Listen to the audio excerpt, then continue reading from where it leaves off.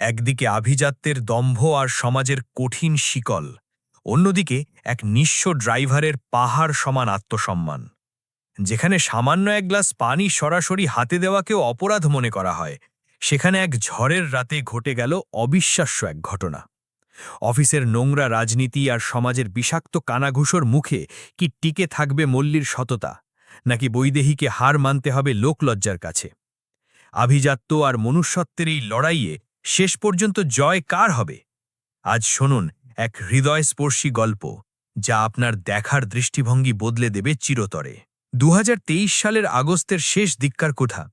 দুপুরের সেই আকাশ ভাঙা ঝুম বৃষ্টিটা এইমাত্র থামল, কিন্তু কুকারহল্লি হ্রদের চারধারের মেঠো পথগুলো তখনও চবচবে ভিজে। গাছের পাতা থেকে বৃষ্টির অবশিষ্টাংশ টুপটুপ করে ঝরে পড়ছে ভিজে মাটিতে। চারিদিকে সোঁদা মাটির একটা তীব্র সুবাস মিশে আছে বাতাসে। হ্রদের সেই স্থির পানি দেখে মনে হচ্ছিল যেন আকাশের সারা দিনের ধূসর ক্লান্তিটা পরম মমতায় নিজের বুকের ভেতর টেনে নিয়ে চুপচাপ শুয়ে আছে হ্রদটা। সেই নির্জন পথে একা হাঁটছিল বৈদেহী। মাইসুরের কর্পোরেট দুনিয়ায় সে এক সফল নাম, তুখোড় এক সিইও। বোর্ড মিটিংয়ে তার একটা সিদ্ধান্ত মানে লাখ লাখ টাকার ভাগ্য বদল। বড় বড় রথী মহারথীরা তার সামনে কথা বলতে গেলে দুবার ভাবেন। কিন্তু আজকের এই মেঘলা বিকেলে তার ওই দামি শাড়ি আর আত্মবিশ্বাসী মুখাবয়বের আড়ালে লুকিয়েছিল এক অসম্ভব ক্লান্ত নারী, যার কাছে নিজের বিশাল বাড়ির রাজকীয় নীরবতা মাঝে মাঝে পাহাড় সমান ভারী বলে মনে হতো। হাঁটতে হাঁটতে হঠাৎই পা পিছলে গেল কর্দমাক্ত মাটিতে। সামলাতে না পেরে যন্ত্রণায় আর্তনাদ করে নিচেই বসে পড়ল সে। গোড়ালিটা বিচ্ছিরিভাবে মচকে গেছে। তীব্র একটা মোচড় দেওয়া ব্যথা সারা শরীরে ছড়িয়ে পড়ল। আশেপাশে তাকিয়ে দেখল কেউ নেই, অন্তত এমন কেউ নেই যে একটু দাঁড়িয়ে জিজ্ঞেস করবে তার কি হয়েছে।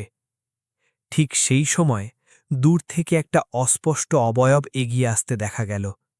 কাঁধে একটা পুরনো তালিমারা বস্তা, পায়ে ঘষা চপ্পল, আর মুখে সারা জীবনের হাড় ভাঙা খাটনির গভীর রেখা।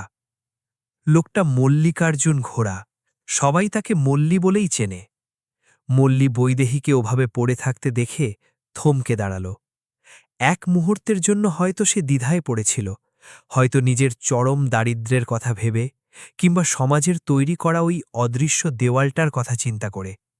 কিন্তু পরক্ষণেই তার ভেতরের মায়াটা তাকে টেনে নিয়ে গেল সামনে। অতি সতর্কতার সাথে বৈদেহীর কাছে এসে খুব ধীর গলায় জিজ্ঞেস করল, ম্যাডাম, খুব লেগেছে কি আপনার? মল্লির গলার স্বরটা ছিল ভীষণ নিচু। সে যেন বৈদেহীর শারীরিক যন্ত্রণার চেয়ে তার হঠাৎ পাওয়া এই বিপদের ঘাবড়ানিটাকেই বেশি আঁচ করতে পারছিল।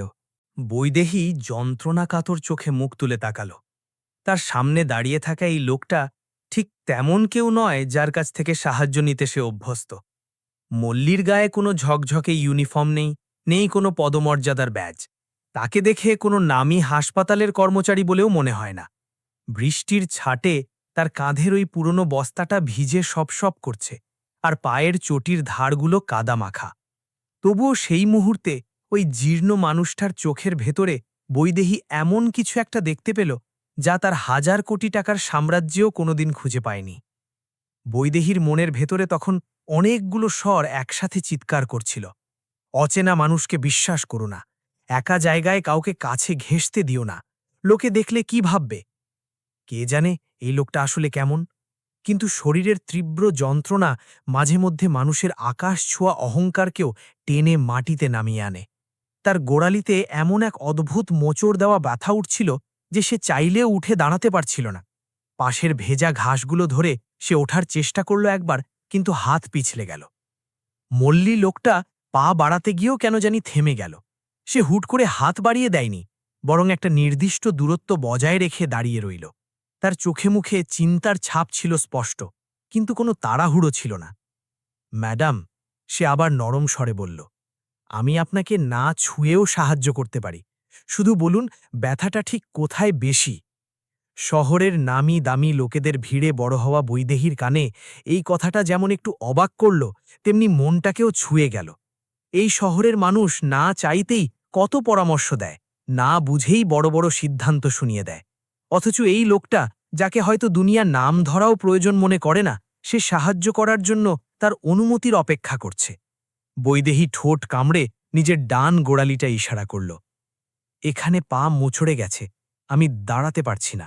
মল্লী খুব ধীরে ধীরে নিচে বসে পড়ল, তবে দূরত্ব বজায় রাখল ঠিক ততটাই যাতে বৈদেহীর অস্বস্তি না হয়। সে নিজের কুর্তার পকেট থেকে একটা পুরনো কিন্তু বেশ পরিষ্কার রুমাল বের করল। তারপর হ্রদের ধারের একটা পানির কলের কাছে গিয়ে হাত ধুয়ে রুমালটা ভিজিয়ে ফিরে এলো। এই পুরো সময়টা সে বারবার নজর নিচু করে রাখছিল, পাছে তার কোনো আচরণে বৈদেহী নিজেকে অনিরাপদ মনে করে। ম্যাডাম, আপনি যদি অনুমতি দেন, সে খুব বিনীতভাবে বলল, তাহলে আমি আপনার পাটা একটু দেখতে পারি। আমি ডাক্তার নই ঠিকই, কিন্তু কয়েক বছর মাসকাটে এক বৃদ্ধ দম্পতি আর তাদের স্বামীর দেখাশোনা করতাম। সেখানে ছোটখাটো চোট আঘাত, মালিশ আর ব্যান্ডেজ করার কাজটা শিখে গিয়েছিলাম। আপনার যদি খারাপ লাগে তবে আমি হাত দেব না। মাসকাটের নাম শুনে বৈদেহী বেশ অবাক হল। যাকে সে এতক্ষণ স্রেফ একজন ভাঙাচোরা কুড়োনো গরিব লোক ভাবছিল, সে তার ভেতরে কত দূর দেশের ধুলোবালি আর অভিজ্ঞতা নিয়ে চলছে।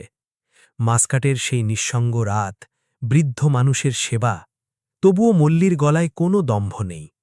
সে নিজের গল্প বিক্রি করে সহানুভূতি চাইছে না, শুধু একটু বিশ্বাস চাইছে। বৈদেহী কিছুক্ষণ চোখ বন্ধ করে রইল।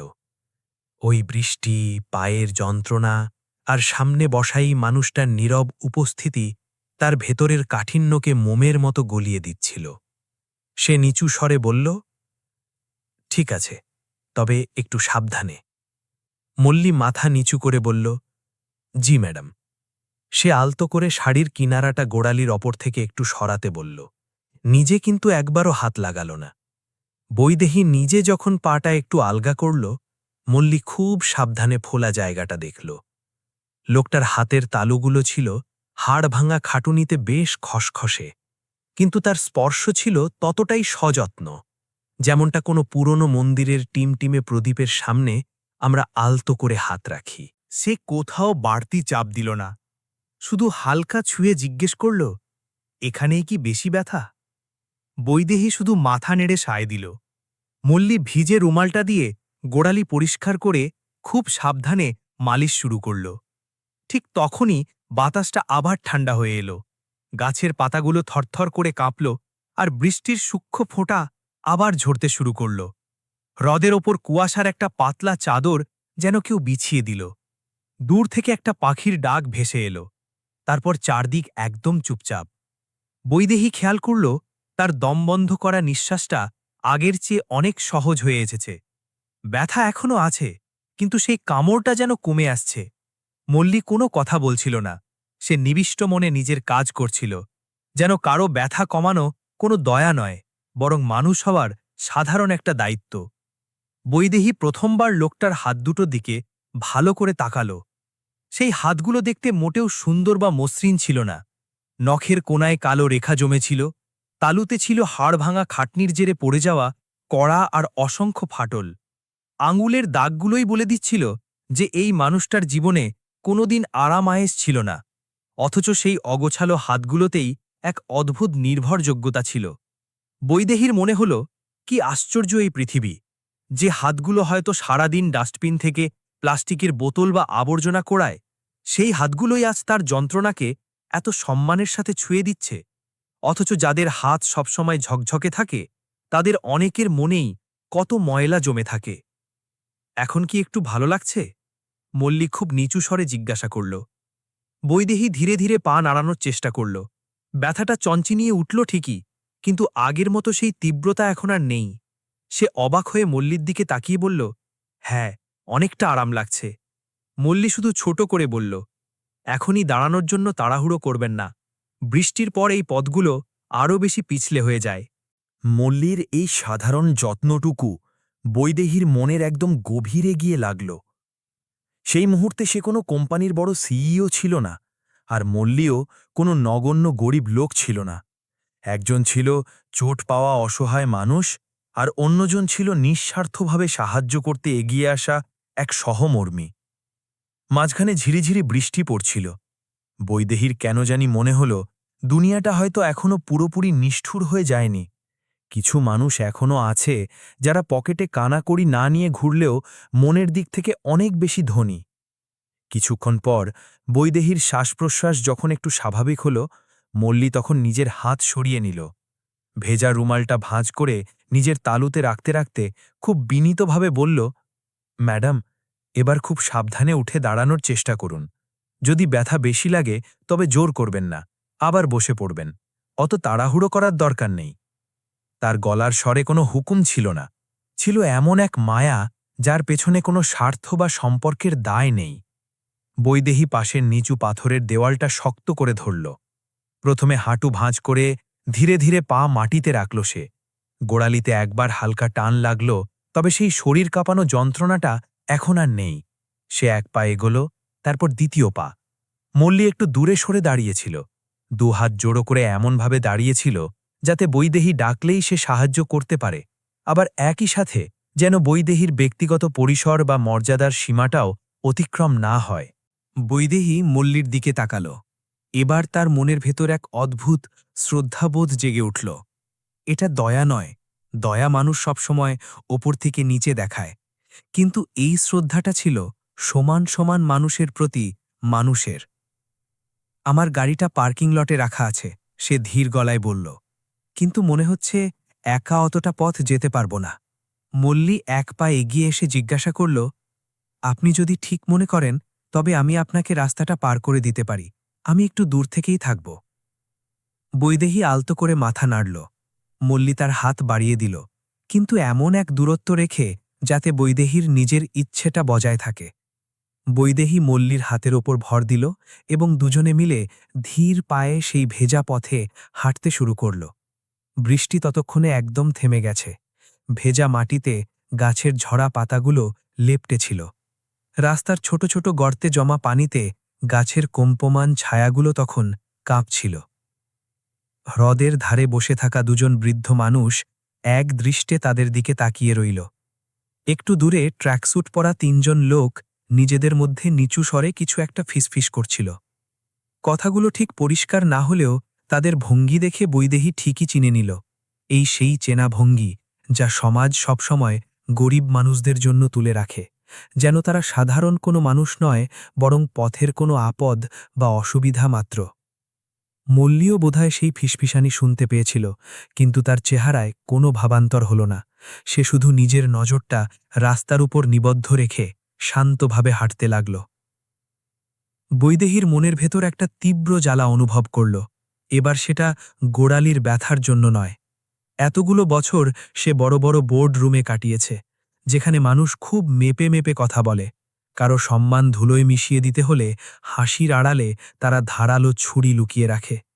আজ খোলা আকাশের নিচে ঠিক সেই একই অপমান কোনো কথা ছাড়াই ঘটছিল। লোকে আপনাকে এখানে রোজ দেখে? হাঁটতে হাঁটতে বৈদেহী আলতো করে জিজ্ঞাসা করল। মল্লী খুব সহজভাবে উত্তর দিল, হ্যাঁ ম্যাডাম, খুব সকালে বোতল, কাগজ বা প্লাস্টিক যা পাওয়া যায় খুঁজি। দুপুরে তেমন আসা হয় না, তখন ভিড় বেড়ে যায় আর মানুষজন সবসময় ভালো কথা বলে না। সে একটু ম্লান হাসল, কিন্তু যারা কাজ করে খায় তাদের তো সবার সব কথার জবাব দিলে চলে না। মাঝে মধ্যে চুপ থাকাটাই পেটের ভাত জোগাড় করে দেয়। বৈদেহী আর কিছু বলতে পারল না। লোকটা নিজের দুঃখগুলোকে এমনভাবে বলছিল যেন সেগুলো খুব মামুলি বিষয়। মনে হচ্ছিল সে কোনো ঋতুর কথা বলছে। বর্ষা যেমন আসে, সব ভিজিয়ে দিয়ে আবার চলে যায়। যখন তারা পার্কিং লটের কাছে পৌঁছল, তখন বৈদেহীর কালো গাড়িটা বৃষ্টির পানিতে ধুয়ে আয়নার মতো চকচক করছিল। মল্লী সাথে সাথে তার সাহায্য করার হাত সরিয়ে নিল এবং এক পা পিছিয়ে দাঁড়াল, যেন সে খুব ভালো করেই জানে সমাজের ওই অদৃশ্য সীমারেখাটা ঠিক কোথায় শেষ হয়। বৈদেহী গাড়ির দরজা খুলল, তারপর ঘুরে মল্লীর দিকে তাকাল। এবার সে তাকে শুধু একজন সাহায্যকারী হিসেবে দেখল না, বরং একজন রক্তমাংসের মানুষ হিসেবে দেখল, যে পরিশ্রমে ক্লান্ত, প্রতিটি পদক্ষেপে ভীষণ সতর্ক, কিন্তু ভেতর থেকে পাহাড়ের মতো অটল। তোমার নাম কি? সে জিজ্ঞাসা করল। মল্লিকার্জুন গৌড়া, সে একটু জড়সড় হয়ে বলল। তবে সবাই মল্লী বলে ডাকে। বৈদেহী নামটা একবার আওড়াল, যেন সে এই মানুষটাকে কোনোদিন ভুলে যেতে চায় না। আজ তুমি আমার অনেক বড় একটা উপকার করলে। বৈদেহীর কথা শুনে মল্লী অপরাধীর মতো চোখ নামিয়ে নিল। সে খুব শান্ত গলায় বলল, উপকার তো রাস্তায় পড়েছিল ম্যাডাম, আমি শুধু ওটা তুলে আপনার হাতে দিয়েছি। মল্লীর এই গভীর কথা শুনে বৈদেহীর ঠোঁটের কোণে একটা ম্লান হাসি ফুটে উঠল। সে নিজের পার্স থেকে একটা দামি সাদা ভিজিটিং কার্ড বের করল। কার্ডটা মল্লীর দিকে বাড়িয়ে দিয়ে সে বলল, কখনো যদি কাজের দরকার পড়ে তবে এই নম্বরে যোগাযোগ করো, আমাদের ওখানে একজন বিশ্বস্ত মানুষের খুব প্রয়োজন। মল্লী 2 হাতে কার্ডটা নিল, যেন সে কোনো সাধারণ কাগজ নয়, বরং একটা বড় দায়িত্ব তুলে নিচ্ছে। সে কিছুক্ষণ কার্ডটার দিকে এক দৃষ্টিতে চেয়ে থেকে খুব সাবধানে নিজের শার্টের পকেটে রাখল। একটু চুপ থেকে বলল, কাজ পেলে আমি জান দিয়ে খাটব ম্যাডাম, কিন্তু আজ আপনার জন্য যা করেছি তা কিন্তু চাকরির আশায় করিনি। বৈদেহী সাথে সাথেই উত্তর দিল, আমি জানি। সে গাড়িতে গিয়ে বসল, কিন্তু হাত দুটো স্টিয়ারিং হুইলের ওপর কিছুক্ষণের জন্য স্থির হয়ে রইল। বাইরে মল্লী তখনও দাঁড়িয়েছিল, কিন্তু সে গাড়ির দিকে তাকাচ্ছিল না। লোকটা নিজের সেই পুরনো আধভেজা বস্তাটা আবার কাঁধে তুলে নিল এবং সেই মেঠো পথ ধরে আবার উল্টো দিকে হাঁটা দিল যেখান থেকে সে এসেছিল। মল্লীকে দেখে মনে হচ্ছিল জীবনের এত বড় একটা ঘটনাকেও সে খুব সহজভাবে মেনে নিয়েছে। ইঞ্জিন চালু করল বৈদেহী। গাড়িটা ধীরে ধীরে সামনে এগোতে শুরু করল, কিন্তু তার মনের একটা বড় অংশ যেন ওখানেই ফেলে গেল সে। রিয়ার ভিউ মিরারে সে দেখল বৃষ্টির আবছা ঝাপসা আর গাছের আড়ালে মল্লীর অবয়বটা ক্রমশ ছোট হয়ে মিলিয়ে যাচ্ছে। লোকটা ছিল চরম দরিদ্র, কিন্তু তার ভেতরটা ছিল এক অদ্ভুত পূর্ণতায় ভরা। আর বৈদেহী, যার কাছে টাকা পয়সা প্রতিপত্তি সব আছে, সে আজ প্রথমবারের মতো নিজের ভেতরকার সেই গভীর শূন্যতাটাকে খুব স্পষ্ট করে দেখতে পাচ্ছিল। গাড়িটা যখন ভন্টিকোপ্পলের নিস্তব্ধ রাস্তায় মোড় নিল, তখন সন্ধ্যের আলো ফ্যাকাশে হয়ে আসছিল। মহীশূরের এই পুরনো এলাকাগুলোর মধ্যে একটা আলাদা থমথমে ভাব থাকে। প্রতিটি দেওয়াল যেন যুগের পর যুগ কত কথা নিজের ভেতরে জমিয়ে রেখেছে। বৈদেহীর বাংলোটাও ছিল ঠিক তেমন। ধবধবে সাদা দেওয়াল, ওপরের লাল টালির ছাদ, সামনে সাজানো বাগান আর দরজার গোড়ায় একটা তুলসীতলা। বাইরে থেকে দেখলে মনে হবে বাড়িতে কোনো কিছুরই অভাব নেই, কিন্তু কিছু বাড়ি বাইরে থেকে যত বেশি সাজানো গোছানো দেখায়, ভেতরটা আসলে ঠিক ততটাই খালি হয়। সিকিউরিটি গার্ড নরসিংহামূর্তি গেটটা খুলে দিল। বৈদেহীর হাঁটার চালে হালকা একটা টলমলে ভাব তার চোখে পড়ল ঠিকই, কিন্তু দীর্ঘদিনের অভ্যেসের কারণে সে মুখে কিছু জিজ্ঞেস করল না। বৈদেহীও চুপচাপ রইল। সে খুব ধীর পায়ে বারান্দা পর্যন্ত হেঁটে এলো। দরজাটা খুলতেই ভেতর থেকে ফিল্টার কফির সেই পরিচিত গন্ধটা নাকে এলো। সাবিত্রী অক্কা রান্নাঘর থেকে হাতে একটা স্টিলের গ্লাস নিয়ে বেরিয়ে এলেন। বৈদেহীর মুখের দিকে তাকিয়েই তার কপালে চিন্তার ভাঁজ পড়ল। আইয়ো বেবি, পায়ে কি করেছ? তিনি প্রায় আর্তনাদ করে উঠলেন। বৈদেহী একটা ক্লান্ত হাসি ঠোঁটে ঝুলিয়ে বলল, কিছু না অক্কা, হ্রদের পাড়ে হাঁটতে গিয়ে একটু পিছলে গিয়েছিলাম। সাবিত্রী অক্কা আর দেরি করলেন না, প্রায় জোর করেই তাকে টেনে সোফার দিকে নিয়ে গেলেন। মাথার নিচে বালিশ গুজিয়ে দিয়ে গরম পানি আনতে ছুটলেন রান্নাঘরে। তার এই বকাবকির পেছনেও ছিল মায়ের মতো গভীর এক দুশ্চিন্তা। এত বড় বাড়ি, দামি গাড়ি, হাতের কাছে ড্রাইভার, ডাকলে তো আসত, তো একা একা কেন ঘুরতে যাওয়া? মানুষ যত বড়ই হোক না কেন, পা তো সেই মাটিতেই পড়ে। বৈদেহী কোনো তর্কে গেল না। সে চুপচাপ নিজের বাড়িটার দিকে তাকিয়ে রইল। দেয়ালের এক কোণে বাবার ছবি টাঙানো। প্রফেসর নারায়ণ, শান্ত একজোড়া চোখ, যার চোখ মুখে সবসময় বই আর গাছপালার জগতের সেই অফুরান ধৈর্য খেলা করত।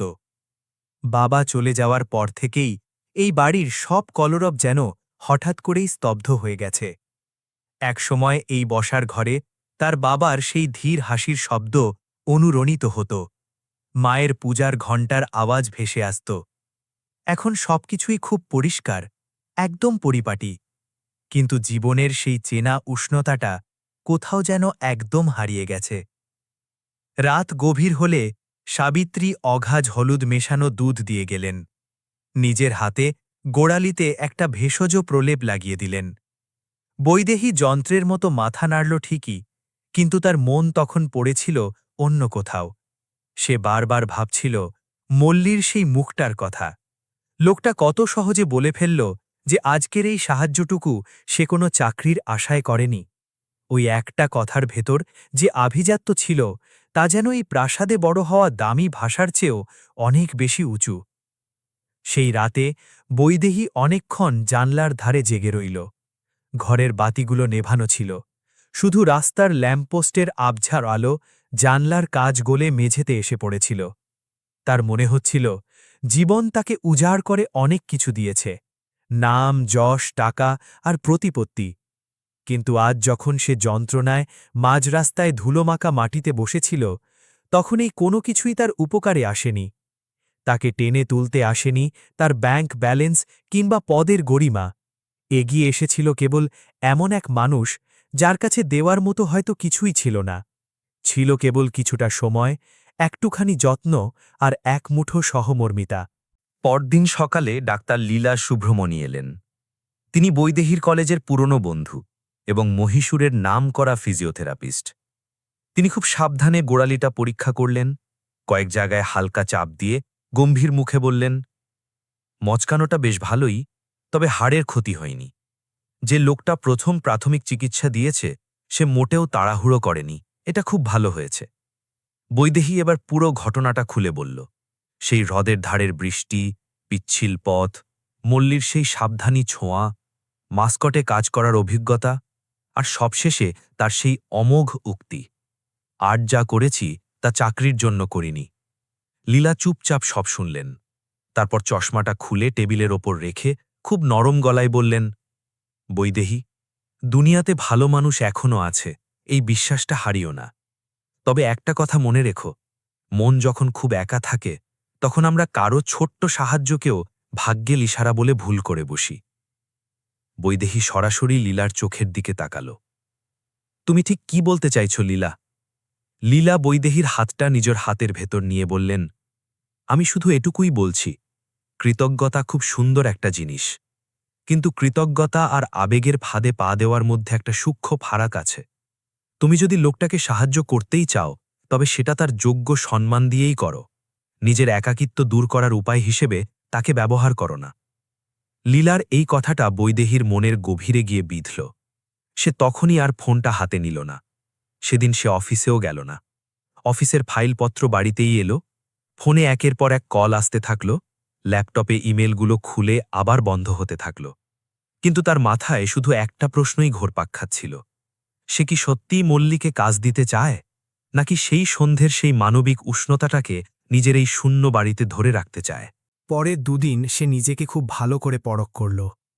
তৃতীয় দিন সকালে যখন সাবিত্রী আক্কা উঠোনে তুলসীতলায় পানি দিচ্ছিলেন আর মহীশূরের বাতাসে তখনও সেই বৃষ্টির সোদা গন্ধ লেগেছিল, বৈদেহী সেই নম্বরটা ডায়াল করল যা সে কার্ডে দিয়ে রেখেছিল। কয়েকবার রিং হবার পর ওপাশ থেকে আওয়াজ এলো, হ্যালো। বৈদেহী একটা লম্বা শ্বাস নিল। এবার তার গলায় দয়া বা আবেগের কোনো রেশ ছিল না, ছিল কেবল এক স্পষ্ট সিদ্ধান্ত। মল্লি, আমি বৈদেহী বলছি। তোমার যদি সময় হয় তবে একটা কাজের ব্যাপারে তোমার সাথে কথা বলতে চাই। বিশ্বাসের কাজ, আর মেহনতের পুরো দামটাই তুমি পাবে। ফোনের ওপাশটা কিছুক্ষণ নিস্তব্ধ হয়ে রইল। বৈদেহী ভাবল মল্লি হয়তো ঠিকমতো শুনতে পায়নি, অথবা এমন প্রস্তাব সে আশা করেনি। কিছুক্ষণ পর ওদিক থেকে খুব শান্ত গলায় জবাব এলো, ম্যাডাম, আমি কি এসে কথা বলতে পারি? আগে কাজটা বুঝে নি, তারপর হ্যাঁ বা না বলবো। মল্লিলি জবাবটা বৈদেহীর খুব পছন্দ হল। তার কথায় কোনো তাড়াহুড়ো ছিল না, ছিল না কোনো লোভ। লোকটা অভাবী হতে পারে, কিন্তু নিজের সিদ্ধান্তের মর্যাদা সে ঠিকই জানত। মঙ্গলবার 21 আগস্ট 2023 সকালের রোদে ভন্টিকোপ্পালের সেই শান্ত গলিটায় এসে দাঁড়াল মল্লি। বৈদেহীর বাংলোর সামনে দাঁড়িয়ে সে নিজেকে একবার দেখে নিল। পরনে তার সবচেয়ে পরিষ্কার কুর্তাটা, যদিও সেটা বেশ পুরনো কিন্তু কাঁচা, চুলে পরিপাটি করে তেল লাগানো, আর চটিজোড়া পুরনো হলেও ঘষে মেজে ধুলোবালি পরিষ্কার করে নিয়েছে সে। হাতে বাড়তি কোনো বোঝা নেই, কেবল একটা ছোট কাপড়ের থলি। উঁচু দেওয়াল, ভেতর থেকে উঁকি দেওয়া দামি গাছপালা, আর গেটের সেই ঝকঝকে পিতলের নেমপ্লেট, সব মিলিয়ে মল্লির কাছে মনে হচ্ছিল সে অন্য কোনো এক জগতের দরজায় এসে দাঁড়িয়েছে। সিকিউরিটি গার্ড নরসিংহা মূর্তি তাকে আপাদমস্তক খুঁটিয়ে দেখল। বড় বড় বাড়ির গেটে গরিব মানুষদের যেভাবে একরাশ সন্দেহ নিয়ে স্বাগত জানানো হয়, তার চোখেও ছিল ঠিক সেই পুরনো চাউনি। কার সাথে দেখা করবে? কর্কশ গলায় প্রশ্নটা ছুড়ে দিল সে। মল্লী খুব বিনীতভাবে জবাব দিল, বৈদেহী ম্যাডাম ডেকেছেন। গার্ডের চোখে মুখে অবিশ্বাসের ছাপ স্পষ্ট। সে আগে ভেতরে ফোন করে নিশ্চিত হল, তারপর গটগট করে গেটটা খুলে দিল। মল্লী ভেতরে পা রাখতেই নিজের হাতের ছোট থলিটা একটু শক্ত করে চেপে ধরল। উঠোনের লাল মাটি বৃষ্টির ছোঁয়ায় তখনও ভিজে সপসপ করছে। একপাশে সুন্দর একটা তুলসীতলা, আর বারান্দা থেকে কফির হালকা একটা ঘ্রাণ ভেসে আসছিল। মল্লীর হঠাৎ নিজের সেই খুপড়ি ঘরটার কথা মনে পড়ে গেল, যেখানে সকালের বাতাসটা ধোঁয়া, স্যাঁতসেঁতে ভাব আর পুরনো কাপড়ের ভ্যাপসা গন্ধে ভারী হয়ে থাকে। এখানকার সবকিছুই কত আলাদা, পরিষ্কার, শান্ত আর একদম সাজানো। তবে এই অতিরিক্ত পরিষ্কারতা দেখেই মল্লীর ভেতরটা কেন জানি কুঁকড়ে যাচ্ছিল, কারণ এমন ঝকঝকে জায়গায় আমাদের মতো মানুষের ছোট কোনো ভুলও পাহাড়ের মতো বড় দেখায়। দরজার সামনে সাবিত্রী অক্কা দাঁড়িয়েছিলেন। তার মুখটা খুব একটা কঠোর না হলেও ঠিক সহজ ছিল না। তিনি মল্লীকে একবার দেখে নিয়ে ভেতরে মুখ বাড়িয়ে বললেন, ম্যাডাম, সেই লোকটা এসেছে। ওই সেই লোকটা শব্দদূত মল্লীর কানে গিয়ে একটু বিজল, কিন্তু সে মুখে কোনো ভাবান্তর হতে দিল না। জীবন তাকে একটা কঠোর পাঠ শিখিয়ে দিয়েছে। সব অপমানের জবাব দিতে নেই, কিছু কথা মুখ বুজে সয়ে নিতে হয়, যাতে দিনের কাজটা অন্তত ঠিকঠাক চলে। বৈদেহী ড্রয়িং রুমে বসেছিল। গোড়ালিতে তখনও ব্যান্ডেজ জড়ানো, তবে তার চোখে মুখে এখন আগের চেয়ে অনেক বেশি স্থিরতা। মল্লী ঘরে ঢুকতেই সে বসার জন্য ইশারা করল। মল্লী প্রথমে একবার মেঝের দিকে তাকাল, তারপর সোফার একদম কিনারে খুব জড়সড় হয়ে বসল। দেখে মনে হচ্ছিল আরাম করে বসাটাও যেন তার জন্য এক নিষিদ্ধ বিলাসিতা। বৈদেহী কোনো ভনিতা না করে সরাসরি কাজের কথা এলো। মল্লী, আমার একজন ভরসা করার মতো লোক দরকার। গাড়ি চালানো থেকে শুরু করে বাইরের ছোটখাটো কাজ, বাজার সদাই সবই সামলাতে হবে। থাকার জন্য পেছনে একটা ছোট ভর আছে, তবে একটা কথা মনে রেখো, এই বাড়িতে সম্মান আর বিশ্বাসটাই সবার আগে। মল্লী খুব মন দিয়ে কথাগুলো শুনছিল, মাঝপথে একবারও বাধা দেয়নি। বৈদেহীর কথা শেষ হলে সে ধীর গলায় বলল, ম্যাডাম, গাড়ি আমি চালাতে জানি, আর বাড়ির যে কোনো কাজ করতে আমার কোনো আপত্তি নেই। তবে একটা কথা আমি আগেই বলে রাখতে চাই, যদি কোনোদিন আপনার মনে হয় যে আমার কারণে আপনার কোনো সমস্যা হচ্ছে, আপনি শুধু একবার বলবেন, আমি কোনো ক্ষোভ না রেখেই চলে যাব। বৈদেহী এক দৃষ্টে মল্লীর দিকে তাকিয়ে রইল। এমন মানুষ আজকাল খুব একটা দেখা যায় না, যারা কাজ চাইতে এসেও নিজের আত্মসম্মানটাকে গেটের বাইরে ফেলে আসে না। ঠিক সেই সময় সাবিত্রী অক্কা পানি নিয়ে এলেন। তিনি পানির গ্লাসটা টেবিলের ওপর রাখলেন ঠিকই, কিন্তু মল্লীর দিকে সরাসরি বাড়িয়ে দিলেন না। বৈদেহীর চোখে এই ছোট্ট অবহেলাটুকু এড়াল না। সে নিজে গ্লাসটা তুলে মল্লীর দিকে এগিয়ে দিল। কাজটা খুব সাধারণ মনে হলেও ঘরের ভেতরে থাকা তিনজন মানুষই সেই ছোট্ট ইশারার গভীর অর্থটা মুহূর্তেই বুঝে নিল। সব কথা শেষ হওয়ার পর বৈদেহী মল্লীকে পেছনের সেই ঘরটা দেখাতে নিয়ে গেল। ঘরটা খুব একটা বড় নয়, তবে বেশ পরিষ্কার। একটা খাট, একটা টেবিল, একটা সিলিং ফ্যান আর কোণে একটা বালতি রাখা। জানালার ওপাশেই একটা বড় নিম গাছ ডালপালা মেলে দাঁড়িয়ে আছে। মল্লী ঘরের ভেতরে পা রেখে কিছুক্ষণ চুপ করে দাঁড়িয়ে রইল। তার চোখে কোনো উপচে পড়া আনন্দ ছিল না, বরং ছিল এক দীর্ঘ ক্লান্তির পর খুঁজে পাওয়া চরম স্বস্তি। সেই ঘরের দেওয়ালটা হাত দিয়ে একবার আলতো করে ছুঁয়ে দেখল, যেন পরখ করে নিচ্ছিল যে এই আশ্রয়টুকু সত্যিই তার কিনা। বৈদেহী আলতো করে জিজ্ঞেস করল, ঘরটা ঠিক আছে তো? মল্লী খুব নিচু স্বরে জবাব দিল, আমার জন্য এটাই অনেক ম্যাডাম। সেই সন্ধ্যায় যখন মল্লী তার ছোট্ট ঘরটাতে একা বসেছিল, বাইরে থেকে থালাবাসন ধোয়ার টুংটাং শব্দ ভেসে আসছিল। দূরে কোথাও মন্দিরের সন্ধ্যারতি এক ঘণ্টার আওয়াজ শোনা গেল। সে নিজের পকেট থেকে বৈদেহীর দেওয়া সেই দামি কার্ডটা বের করল। একবার ভালো করে দেখে নিয়ে খুব সাবধানে টেবিলের কোণে রেখে দিল। সে মনে মনে জানত, এই চাকরিটা স্রেফ পেট চালানোর উপায় নয়, এটা আসলে তার জন্য একটা পরীক্ষাও। তার নিয়তের পরীক্ষা, তার ধৈর্য আর সেই অদৃশ্য সীমারেখাটা বজায় রাখার পরীক্ষা, যা সমাজের চোখে তাকে মেনে চলতে হয়। গরিব মানুষের জন্য পেটের খাটুনির চেয়েও এই আত্মসম্মানের লড়াইটা মাঝে মধ্যে অনেক বেশি কঠিন হয়ে দাঁড়ায়। পরদিন সকালে আকাশ ফর্সা হওয়ার আগেই মল্লী জেগে উঠল। পুরো বাড়ি তখনও গভীর ঘুমে আচ্ছন্ন, কিন্তু তার জন্য এক নতুন দিন শুরু হয়ে গেছে। সে খুব সন্তর্পণে নিজের বিছানা গুছিয়ে একপাশে রাখল। ঘরের বাইরে গিয়ে পিতলের ঘটি ভরে পানি নিয়ে মুখ ধুয়ে নিল। কোনো শব্দ না করে সে আঙিনায় পা রাখল। মহীশূরের ভোরের হাওয়ায় এক অদ্ভুত স্নিগ্ধতা থাকে। দূরে কোথাও দুধওয়ালার সাইকেলের ঘণ্টা বাজছিল, কোনো এক বাড়ি থেকে ধূপকাঠির সুবাস ভেসে আসছিল বাতাসে। নিমগাছের পাতায় তখনও রাতের শিশির লেপ্টে আছে। মল্লী একটা ঝাড়ু হাতে নিয়ে বারান্দা থেকে শুরু করে গেট পর্যন্ত পুরো উঠোনটা সাফ করতে শুরু করল।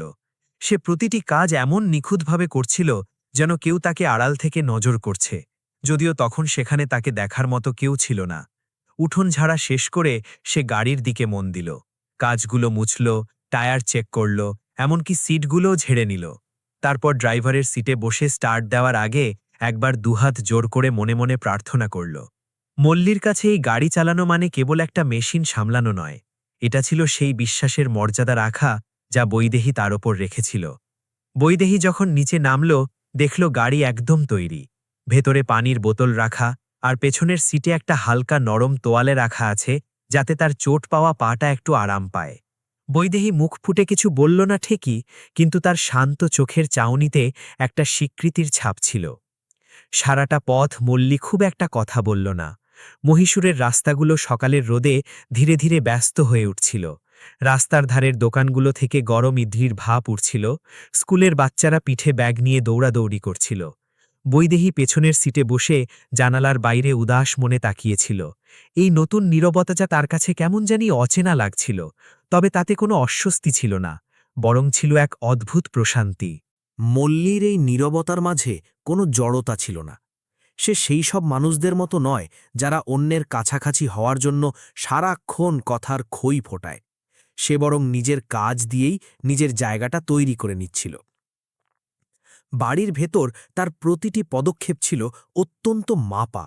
সে কখনোই সাবিত্রী অক্কার কাজে ব্যাঘাত ঘটাত না। রান্নাঘরের সীমারেখাটা খুব ভালো বুঝত। এমনকি পূজার ঘরের পাশ দিয়ে যাওয়ার সময় সে নিয়ম করে চটি খুলে রাখত এবং অনুমতি ছাড়া কোনো জিনিসে হাত দিত না। প্রথম দুদিন সাবিত্রী অক্কা তাকে বেশ কড়া নজরে রেখেছিলেন। কখনো তার মোছা মেঝেতে খুঁত খুঁজতেন, কখনো বা গাড়িতে ধুলো আছে কিনা তা যাচাই করতেন। মাঝে মধ্যে আর চোখে জেরা করতেন, পেছনের দরজা ঠিকমতো বন্ধ করা হয়েছে কিনা। মল্লী প্রতিবারই খুব শান্ত স্বরে উত্তর দিত। তার কথায় কোনো রাগ থাকত না, আবার নিজেকে নির্দোষ প্রমাণ করার জন্য কোনো লম্বা কৈফিয়তও থাকত না। তৃতীয় দিন সকালে সাবিত্রী অক্কা দেখলেন মল্লী বাগানের এক কোণে বসে আছে। তার সামনে কিছু পুরনো বই ছড়ানো, কন্নড় ভাষার পাঠ্য বই, ইংরেজির কিছু ছেঁড়া কপি আর একটা ছোট্ট অভিধান। সে খুব যত্ন করে সেগুলোর ওপর খবরের কাগজের মলাট দিচ্ছিল। অক্কা ভ্রু কুচকে জিজ্ঞেস করলেন, এসব কি হচ্ছে?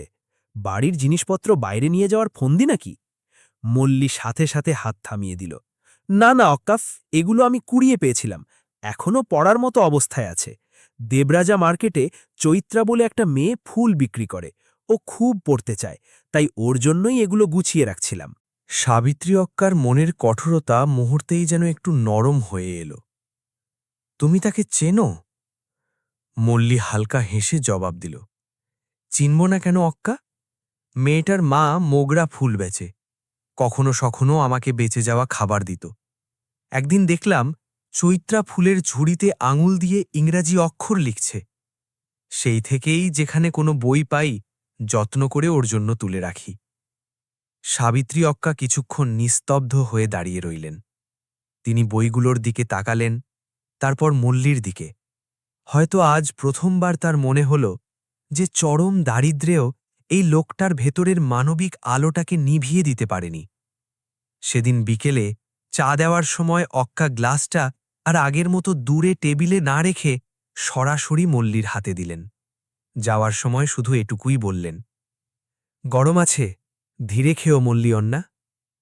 মল্লী কৃতজ্ঞতায় মাথা নিচু করে নিল। অন্না বা বড় ভাই বলে এই সম্বোধনটুকু তার কাছে বেতনের চেয়েও অনেক দামি ছিল। এতে ছিল এক ধরনের সামাজিক স্বীকৃতি যা গরিব মানুষের কপালে সচরাচর জোটে না। কিন্তু বাড়ির দেয়ালের ভেতরে বিশ্বাসের যে চারাগাছটি ধীরে ধীরে ডালপালা মেলছিল, বাইরের কর্কশ দুনিয়া তাকে এত সহজে মেনে নেবে না। সেই সপ্তাহেই বৈদেহীর অফিসে ফিসফাস শুরু হয়ে গেল। রিসেপশনে দাঁড়িয়ে থাকা ড্রাইভাররা লক্ষ্য করল এক নতুন লোক রোজ বৈদেহীকে নামিয়ে দিয়ে যায়। কেউ কেউ শুনল যে সেই লোক বৈদেহীর বাংলোর ভেতরেই থাকে। কথাগুলো ডালপালা মেলে একসময় অর্থ বিভাগের বড় কর্তা প্রকাশ রাওয়ের কানে গিয়ে পৌঁছল। প্রকাশ রাও পুরনো খেলোয়াড়। সে সরাসরি আঘাত করার লোক নয়।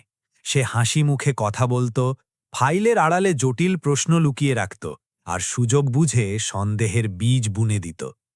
একদিন মিটিংয়ের শেষে খুব সহজ ভঙ্গিতে সে জিজ্ঞেস করল, ম্যাডাম, নতুন ড্রাইভার নিলেন নাকি? বিশ্বাসী লোক পাওয়া তো আজকাল ভাগ্যের ব্যাপার। বৈদেহী সংক্ষেপে উত্তর দিল, হ্যাঁ, লোকটা কাজ জানে। কিন্তু প্রকাশের চোখের চাউনিতে কেবল কৌতূহল ছিল না, ছিল এক গভীর হিসেব নিকেশ। সেদিন সন্ধ্যায় যখন বৈদেহী বাড়ি ফিরল, দেখল মল্লী গেটের কাছে দাঁড়িয়ে আছে, আর সাবিত্রী অক্কা ভেতর থেকে চৈত্রার জন্য কিছু পুরনো রিবন আর পেন্সিল বের করে এনে দিচ্ছেন। দৃশ্যটা খুবই সাধারণ, কিন্তু বৈদেহীর কাছে তা এক অদ্ভুত প্রশান্তি বয়ে নিয়ে এলো।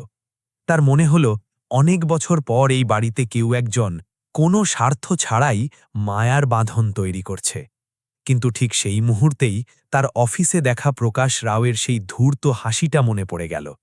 বৈদেহী বুঝতে পারল যে বাইরের পৃথিবী এই অকৃত্রিম শান্তিকে সহজভাবে দেখবে না। তারা এর ভেতরেও কোনো না কোনো কলঙ্ক বা ষড়যন্ত্র খুঁজে বের করবেই। রাত নামতেই মহীশূরের হাওয়া শীতল হয়ে এলো। মল্লী নিজের ঘরে বসে চৈত্রার জন্য বইয়ের বান্ডিলটা গুছিয়ে বাঁধছিল। ওদিকে বৈদেহী দোতলায় নিজের টেবিলে ফাইলের ওপর ঝুঁকে থাকলেও মনটা বারবার উচাটন হয়ে যাচ্ছিল। বাড়ির ভেতরে বিশ্বাসের চারা ডালপালা মেলছে, আর বাইরে বিষাক্ত লতার মতো ছড়িয়ে পড়ছে সন্দেহ।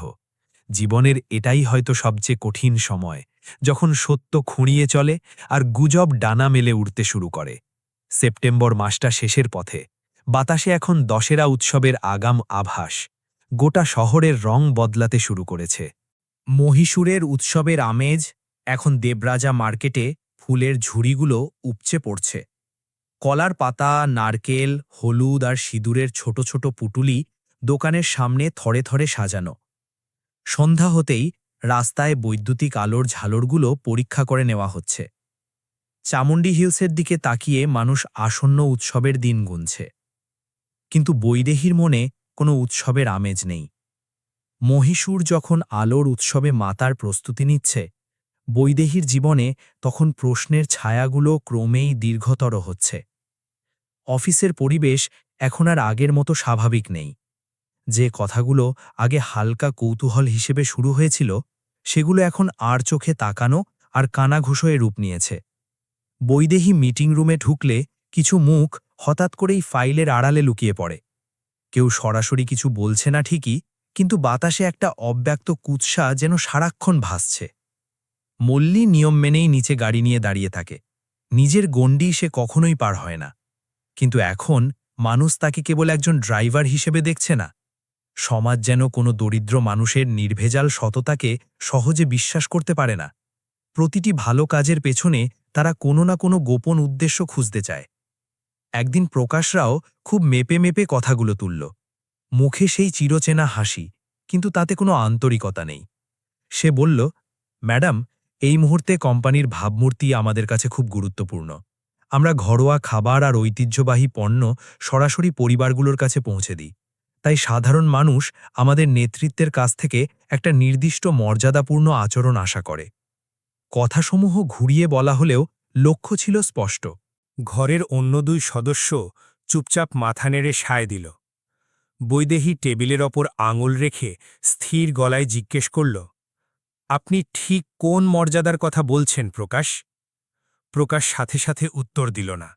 সে ফাইলটা বন্ধ করল, চশমা খুলে টেবিলের ওপর রেখে বলল, আমি শুধু বলতে চাইছি যে আজকাল লোকে খুব তাড়াতাড়ি ভুল অর্থ বের করে নেয়। একজন অপরিচিত মানুষের বাড়িতে থাকা, রোজ আপনার সাথে তার আসা যাওয়া, এসব নিয়ে কথা উঠছে। আর কথা যখন একবার বাজারে রটে যায়, তখন কেউ আর সত্য জানতে চায় না। বৈদেহী কিছুক্ষণ এক দৃষ্টে তার দিকে চেয়ে রইল। প্রচণ্ড রাগ হলেও সে জানত গলার আওয়াজ চড়া করলে সেটাকে দুর্বলতা হিসেবে ধরে নেওয়া হবে। সে শুধু শান্তভাবে বলল, যে মানুষটার কথা আপনি বলছেন সে আমার এখানে পারিশ্রমিকের বিনিময়ে কাজ করে। তার কাজে কোনো খামতি থাকলে সেটা বলুন। বাকি কারো অভাব বা দারিদ্র্যকে সন্দেহের কারণ বানানো এই কোম্পানির নীতি হতে পারে না। ঘরের ভেতর কিছুক্ষণ নিথর নীরবতা নেমে এলো। প্রকাশ মাথা নিচু করে নিল ঠিকই, কিন্তু বৈদেহী বুঝতে পারল যে লড়াইটা কেবল শুরু হল। কিছু মানুষ তর্কে হেরে গিয়ে দমে যায় না, বরং তারা সুযোগের অপেক্ষায় থাকে। সেই সন্ধ্যায় বাড়ি ফেরার পথে গাড়ির ভেতরটা এক ভারী নীরবতায় ডুবেছিল। আয়নায় একবার বৈদেহীর দিকে তাকালো মল্লী। দেখল বৈদেহীর চোখে মুখে ক্লান্তির স্পষ্ট রেখা, কিন্তু দৃষ্টি আজ অন্য সময়ের চেয়ে অনেক বেশি কঠোর। মল্লী কিছু একটা জিজ্ঞেস করতে চেয়েও নিজেকে সামলে নিল। নিজের সীমাবদ্ধতা সে এক মুহূর্তের জন্য ভুলে যায় না। বাড়ি পৌঁছে সে দরজা খুলে দিয়ে বরাবরের মতো এক পা পিছিয়ে দাঁড়াল। বৈদেহী নামার সময় একবার থমকে দাঁড়াল, যেন কিছু একটা বলতে চাইল সে, কিন্তু শেষমেশ কিছু না বলেই ভেতরে চলে গেল। রাতে ফোনটা যখন বাজল, স্ক্রিনে মা নামটা ফুটে উঠতে দেখে বৈদেহী কিছুক্ষণ স্তব্ধ হয়ে রইল। কলটা ধরতেই ওপাশ থেকে মায়ের ধীর কিন্তু ভারাক্রান্ত কণ্ঠস্বর ভেসে এলো, বৈদেহী, লোকে কথা বলছে রে। শ্রীরঙ্গপট্টমে খবর পৌঁছাতে খুব একটা সময় লাগে না। সামনেই দশেরা, আত্মীয় স্বজন আর চেনা মানুষরা সব বাড়িতে আসবে। মেয়ে, দুনিয়া তো সত্যিটা দেখে না, তারা শুধু নিজেদের মতো করে গল্প বানিয়ে নেয়। বৈদেহী চোখ বন্ধ করল। মা তাকে কোনোদিন দুর্বল করে বড় করেননি, কিন্তু পরিবারের সম্মান আর আভিজাত্যের পাঠটা এই বাড়ির দেওয়ালের পরতে পরতে লেখা ছিল। আম্মা, লোকটা খারাপ নয়, বৈদেহী খুব শান্ত স্বরে বলল। মা উত্তর দিলেন, আমি বলিনি যে সে খারাপ, কিন্তু সব সত্যি কথা দুনিয়াকে বোঝানো এত সহজ নয় মা। মাঝে মধ্যে একজন নারীকে নিজের সত্যের চেয়েও তার চারপাশের মানুষের চোখের চাউনির সাথে বেশি লড়তে হয়। ফোনটা কেটে যাওয়ার পর বৈদেহী দীর্ঘক্ষণ একা বসে রইল। ঘরের এক কোণে বাবার পুরনো বইগুলো সাজানো, দেওয়ালে তার সেই শান্ত চাউনির ছবি, আর টেবিলের উপর কোম্পানির বার্ষিক রিপোর্ট। সবকিছুই একদম নিজের জায়গায় আছে, শুধু তার ভেতরটা আজ ওলটপালট হয়ে যাচ্ছে। সে কি মল্লীকে সাহায্য করছে, নাকি অজান্তেই তাকে এমন এক ঝড়ের মুখে দাঁড় করিয়ে দিচ্ছে যার ভাগিদার সে হতে চায়নি? নিচে আঙিনায় বসে মল্লী তখন চৈত্রার জন্য পুরনো খাতাগুলো সুতো দিয়ে বাঁধছিল। ওপরের কোনো কথা তার কানে পৌঁছয়নি ঠিকই, কিন্তু বাড়ির বাতাসের এই গুমোট ভাবটা সে ঠিকই টের পাচ্ছিল। গরিব মানুষকে কথার চেয়ে পরিবেশ পড়তে হয় অনেক বেশি। খাতার বান্ডিলটা বাঁধা শেষ করে মল্লী অনেকক্ষণ নিজের হাতের তালুর দিকে তাকিয়ে রইল। এই হাতগুলো জীবনে কত ভারী বোঝা বয়ে বেরিয়েছে তার ইয়াত্তা নেই, কিন্তু কারো সম্মানের ওপর বোঝা হয়ে থাকাটা তার স্বভাবে নেই। বাইরে গোটা শহর দশেরার আলোর অপেক্ষায় সেজে উঠছে, আর ভেতরে দুইজন মানুষ লড়ছে নিজেদের ভেতরের অন্ধকারের সাথে। সবচেয়ে ট্র্যাজিক ব্যাপার হল, এদের মধ্যে কেউই ভুল ছিল না। সেই রাতে মহীশূরের আকাশে মেঘগুলো এমনভাবে জমেছিল যেন গোটা শহরের ওপর পুরনো কোনো দুশ্চিন্তা আজ জগদ্দল পাথরের মতো চেপে বসেছে। সারা দিনের গুমোট গরমের পর সন্ধ্যায় হঠাৎই হাওয়ার মোড় ঘুরে গেল। দেখতে দেখতে ঝমঝমিয়ে বৃষ্টি নেমে রাস্তাঘাট ভিজিয়ে দিল। বৈদেহী আজ অফিস থেকে ফিরতে বেশ দেরি করেছিল। মিটিংগুলো টেনে লম্বা করা হয়েছিল, সবার চোখে মুখে ক্লান্তি থাকলেও কথার আড়ালে লুকিয়ে থাকা সেই বিষাক্ত প্রশ্নগুলো যেন এখনও সমান তাজা। গাড়ি যখন বাংলোর সামনে এসে থামল, বাইরের আলোগুলো বৃষ্টির ঝাপটায় আবছা হয়ে আসছিল। মল্লী বরাবরের মতো ছাতাটা মাথায় ধরে পেছনের দরজাটা খুলে দিল। বৈদেহী নামার সময় একবার থমকে দাঁড়াল। তার চোখে মুখে যে ক্লান্তি, তা কেবল কাজের চাপের নয়, তার চেয়েও বেশি কিছু। মল্লী কোনো প্রশ্ন করল না। সে জানত, কিছু কথা মুখ ফুটে জিজ্ঞাসা করলে হালকা হয় না, বরং মানুষকে নিজের সেই পথটুকু একলাই পাড়ি দিতে হয়। বাড়ির ভেতর পা রাখতেই হঠাৎ বিদ্যুৎ চমকাল। একবার, দুবার, আর তারপরেই গোটা বাংলো এক নিমেষেই ঘুটঘুটে অন্ধকারে ডুবে গেল। রান্নাঘর থেকে সাবিত্রী অক্কার আতঙ্কিত গলা শোনা গেল, আইয়ো, আবার কারেন্ট চলে গেল রে। বাইরে বৃষ্টির তীব্রতা আরও বেড়েছে। ছাদের টালির ওপর বৃষ্টির ফোঁটা পড়ার শব্দটা অনেকটা এমন শোনাচ্ছিল যেন হাজার হাজার আঙুল একসঙ্গে দরজায় করাঘাত করছে। মল্লী তখনই পেছনের দিকের বারান্দার দিকে পা বাড়াল। সে খুব শান্ত গলায় বলল, অক্কা, আপনি মোমবাতিটা বের করুন, আমি জেনারেটরটা দেখছি। তার গলার স্বরে এমন একটা অভয় ছিল যে বাড়ির বাকি মানুষদের বুক ধরফরানি অনেকটা কমে এল।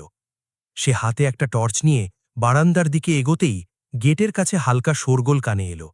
বৃষ্টির আবঝা পর্দার আড়ালে ২-৩টে ছায়া দাঁড়িয়ে থাকতে দেখা গেল।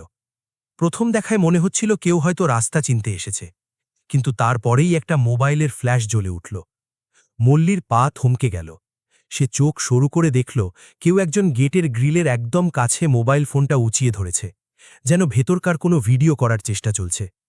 গার্ডরুম থেকে নরসিংহা মূর্তি বাইরে বেরিয়ে এলেন, কিন্তু বৃষ্টি আর অন্ধকারের দাপটে তিনিও কিছুটা ঘাবড়ে গিয়েছিলেন।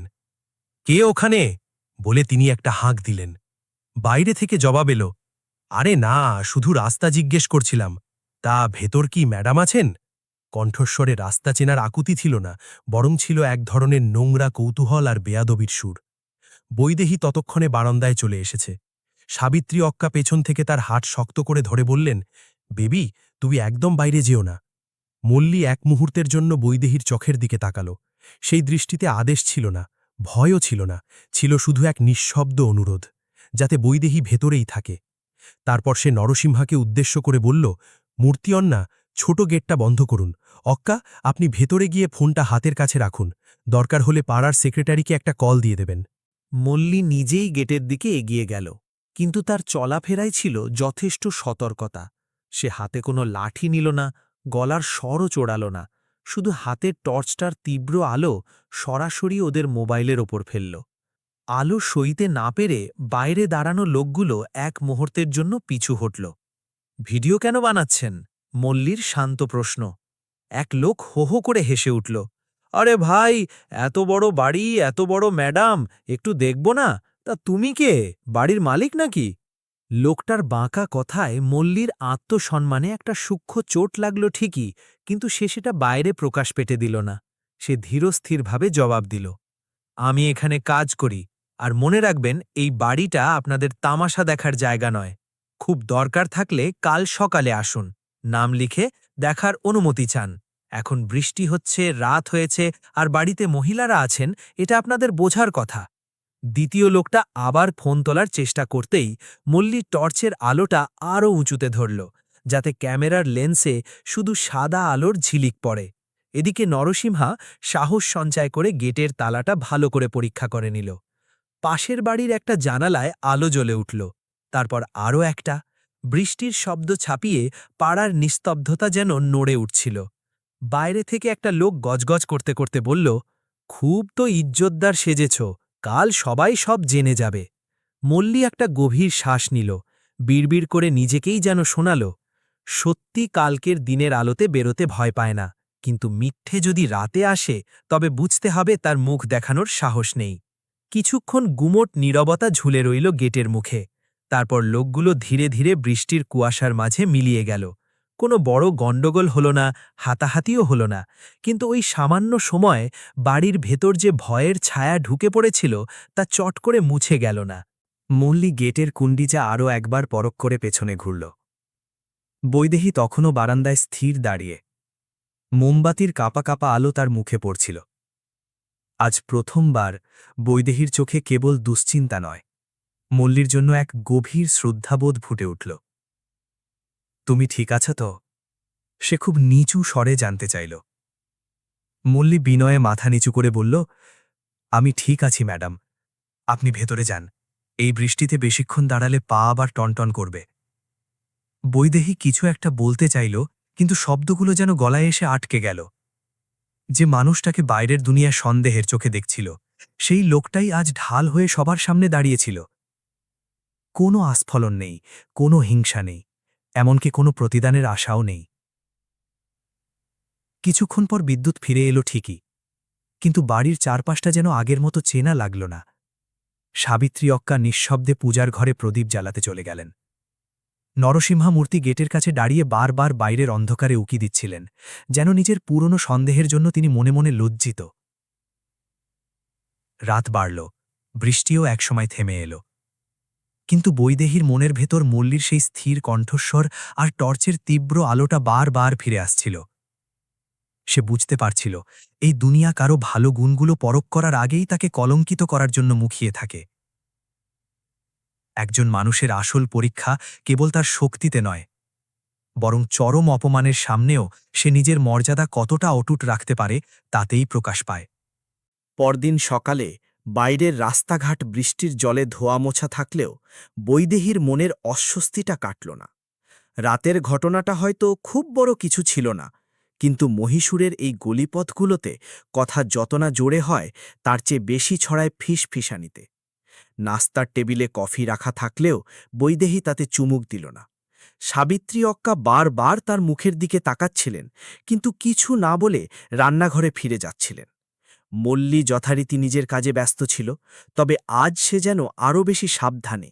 সে নিজেকে আড়ালে রাখছিল, যেন তার উপস্থিতি কারো অস্বস্তির কারণ না হয়ে দাঁড়ায়। বেলা 10টা নাগাদ অফিস থেকে প্রকাশ রাওয়ের ফোন এলো। খুব মেপে মেপে মার্জিত স্বরে সে বলল, ম্যাডাম, আজ দুপুরে বোর্ড একটা জরুরি মিটিং ডেকেছে। সাম্প্রতিক পরিস্থিতি বিবেচনায় কিছু বিষয়ে স্পষ্ট ধারণা থাকা জরুরি। বৈদেহী শুধু ঠিক আছে বলে ফোনটা নামিয়ে রাখল। সে জানত এই মিটিং কোনো ব্যবসার লাভ ক্ষতি নিয়ে নয়। এটা সেই মানসিকতার বিচার হবে যারা মানুষকে তার যোগ্যতা দিয়ে নয়, বরং তার চারপাশের মানুষের তকমা দিয়ে বিচার করে। অফিসে যাওয়ার পথে গাড়িতে এক অদ্ভুত নিস্তব্ধতা বিরাজ করছিল। মল্লী রাস্তায় মন দিলেও চারপাশের গুমোট ভাবটা সে ঠিকই টের পাচ্ছিল। পেছনে সিটে বসে বৈদেহী তার বাবার পুরনো ডায়েরির একটা পাতা মুঠোর ভেতর চেপে ধরেছিল। পাতায় ঠিক কী লেখা আছে সে জানত না, শুধু মনে ছিল বাবার সেই উপদেশ যে বিপদের ঝড়ে যখন ওপরের ডালপালা কাঁপে তখন নিজের শেকড়কে মাটির আরও গভীরে নিয়ে যেও। মিটিং রুমে সবাই নির্ধারিত সময়ের আগেই পৌঁছে গিয়েছিল। প্রকাশ রাও খুব সাবধানী ভঙ্গিতে কথা শুরু করল। সে একে একে কোম্পানির ভাবমূর্তি, বিনিয়োগকারীদের আস্থা আর পারিবারিক ঐতিহ্যের মতো ভারী ভারী শব্দগুলো টেবিলে রাখল। কেউ সরাসরি মল্লীর নাম নিল না ঠিকই, কিন্তু প্রতিটি কথার লক্ষ্য ছিল সেই। এক প্রবীণ সদস্য বললেন, আমরা ব্যক্তিগতভাবে কাউকে দোষ দিচ্ছি না, কিন্তু নেতৃত্বকে সবসময় নেতিবাচক গুঞ্জন থেকে দূরে থাকতে হয়। বৈদেহী চুপচাপ সব শুনল। তার ভেতরে একটা চাপা ক্ষোভ জমা হচ্ছিল, তবে তার চেয়েও বেশি ছিল বিষণ্ণতা। তার মনে হচ্ছিল একজন দরিদ্র মানুষের আজন্মের সততা আজ কেবল এই কারণে ধুলোয় মিশিয়ে দেওয়া হচ্ছে যে তার ঘরটা বাংলোর পেছনের অংশে, কোনো রাজকীয় বৈঠকখানায় নয়। প্রকাশ রাও সবশেষে প্রস্তাব দিল, ম্যাডাম, সমাধানটা খুব সহজ।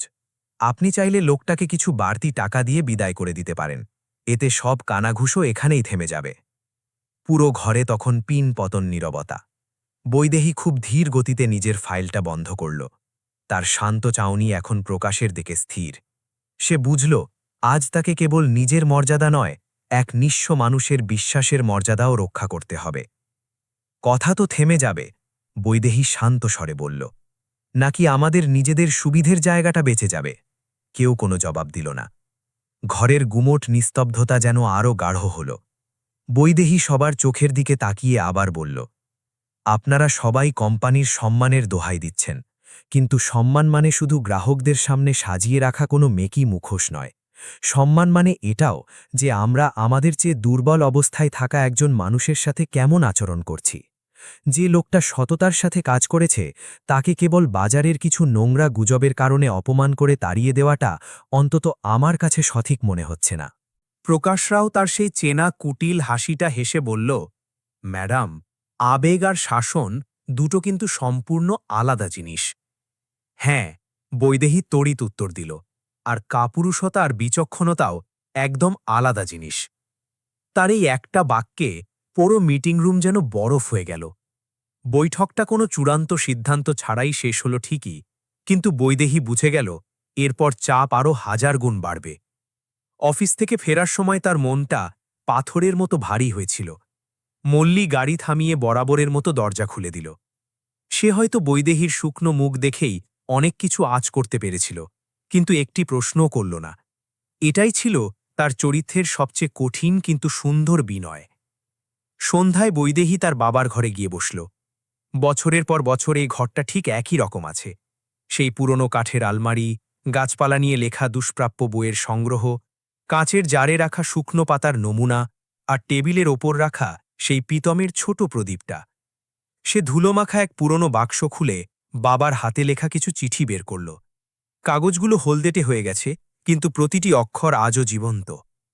এক জায়গায় বাবা লিখেছিলেন, মা, মানুষকে তার পায়ের জুতো দেখে বিচার করিস না, বরং সেই চড়াই উতরাই পথগুলো দেখিস যেগুলোর ওপর দিয়ে হেঁটে লোকটা আজ তোর সামনে এসে দাঁড়িয়েছে। বৈদেহীর চোখ দুটো জলে ভরে এলো।